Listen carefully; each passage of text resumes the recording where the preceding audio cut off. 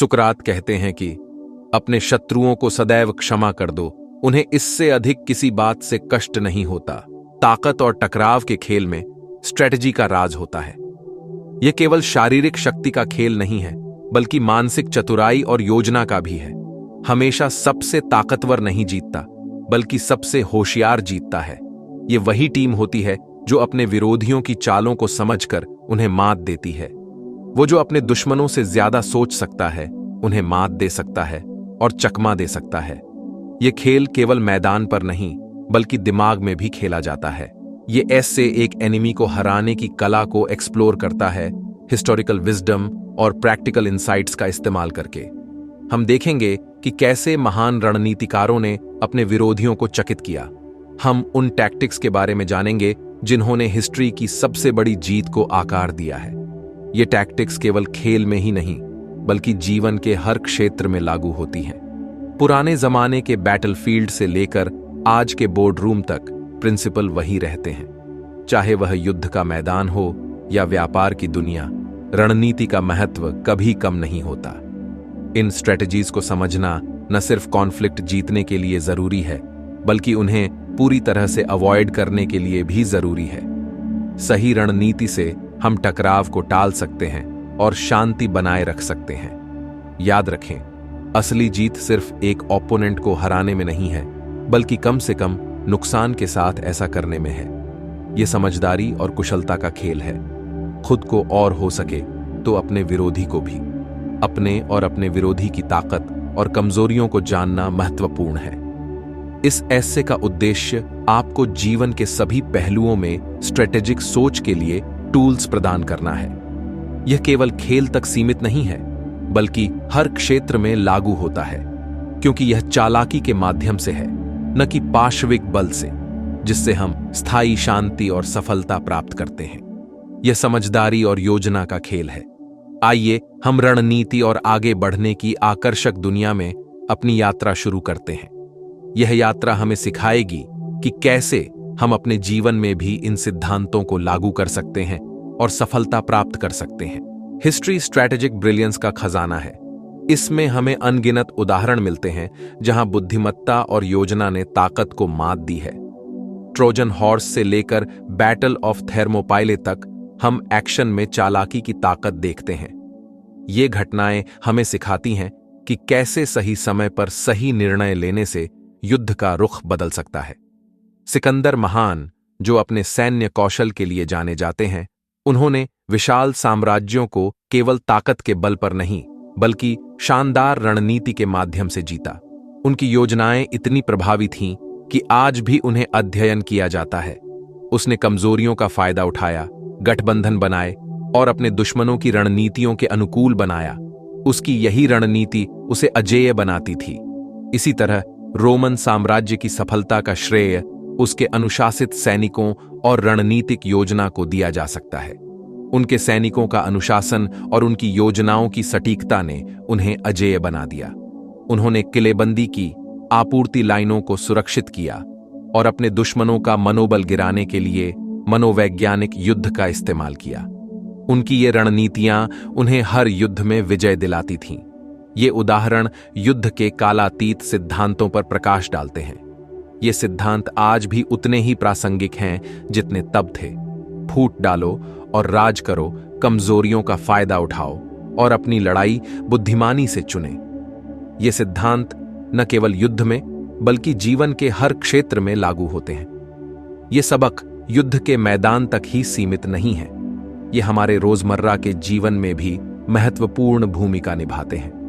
वे व्यावसायिक वार्ता, व्यक्तिगत संघर्षों और यहां तक कि रोजमर्रा के निर्णय लेने पर भी लागू होते हैं। एक सफल व्यवसायी भी इन्हीं सिद्धांतों का पालन करता है। इतिहास का अध्ययन करके हम अपने से पहले आने वालों की सफलताओं और असफलताओं से सीखते हैं।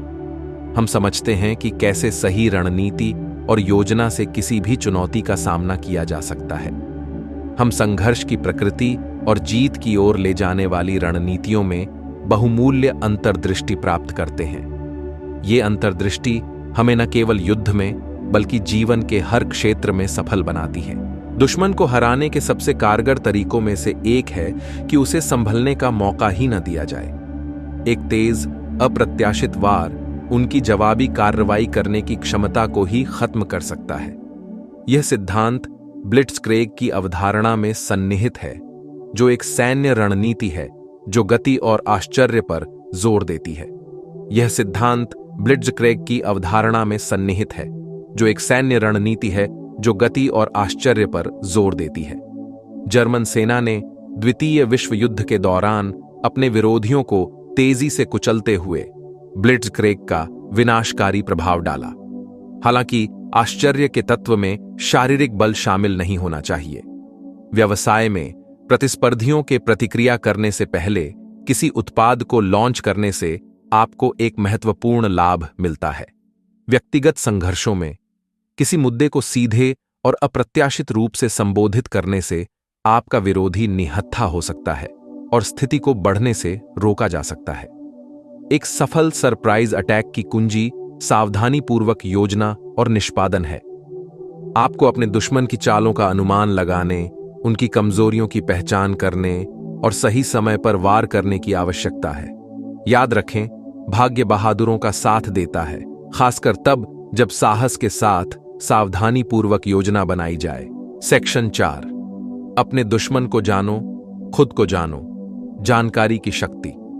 प्राचीन चीनी सैन्य रणनीतिकार सूर्य तजु ने प्रसिद्ध रूप से कहा था, यदि आप दुश्मन को जानते हैं और खुद को जानते हैं तो आपको 100 लड़ाइयों के परिणाम से डरने की जरूरत नहीं है। जानकारी शक्ति है और किसी भी संघर्ष में बेहतर बुद्धिमत्ता वाले पक्ष को एक महत्वपूर्ण लाभ होता है। एक विजयी योजना बनाने के लिए अपने दुश्मन की ताकत, कमजोरियों, प्रेरणाओं और रणनीतियों को समझना महत्वपूर्ण है। साथ ही आपको अपनी ताकत और सीमाओं के बारे में भी पूरी तरह से अवगत होना चाहिए। इसमें ईमानदार आत्म-मूल्यांकन और उन क्षेत्रों को स्वीकार करने की इच्छा शामिल है जहां आपको सुधार की आवश्यकता है। अवलोकन, शोध और विश्लेषण के माध्यम से जानकारी इकट्ठा करें। जितना अधिक आप अपने और अपने प्रतिद्वंद्वी के बारे में जानेंगे, आप उतने ही बेहतर तरीके से रणनीतिक निर्णय लेने के लिए सुसज्जित होंगे।